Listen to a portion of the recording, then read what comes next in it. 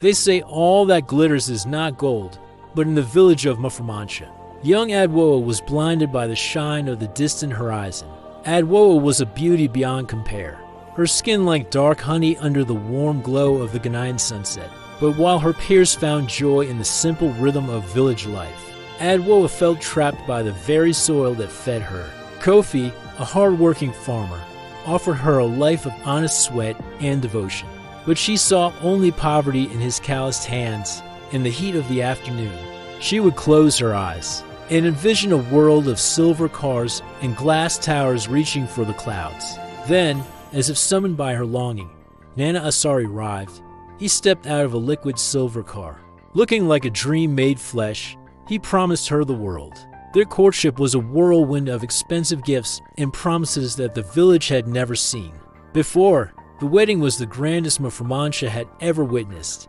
A heavy dowry was paid, and Adwoa finally turned her back on the dust. The transition to Accra was immediate. She was no longer a village girl. She was the queen of a cold, marble-floored palace. But once the initial excitement faded, a heavy silence began to fill the mansion. Luxury, she realized, had a strange way of feeling empty. She spent her days draped in fine silks, staring into mirrors that seemed to reflect a woman she no longer recognized. Nana was often absent, working late behind heavy mahogany doors. His voice hushed and urgent, secretive phone calls that lasted until dawn. Curiosity eventually turned into a gnawing suspicion. One night, Adwoa found a tablet left unlocked on the polished glass dining table. Her fingers trembled as she scrolled through emails detailing shipment schedules for things that were never meant to be sold openly.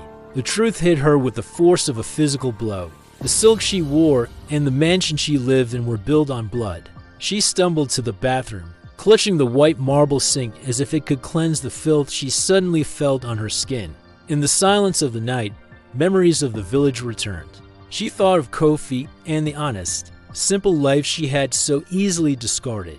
She had traded a life of hard work and peace for a life of luxury and lies. The cost of her dream was her soul. Every beautiful thing in the room now felt like a witness to a crime. The gold trim on the walls felt like bars. She looked out at the city lights. They no longer looked like stars. They looked like the eyes of a predator waiting in the dark. Could she go back? Could she ever walk away from the wealth that had become her cage? The answer felt as heavy as the house. Pride had brought her here, and pride now held her captive. The road back to the village felt longer than the road to the city. Adwoa's story serves as a reminder that the fastest path to riches often leads to the darkest of places. Beware of what you wish for once you are inside the golden cage, the door may never open again.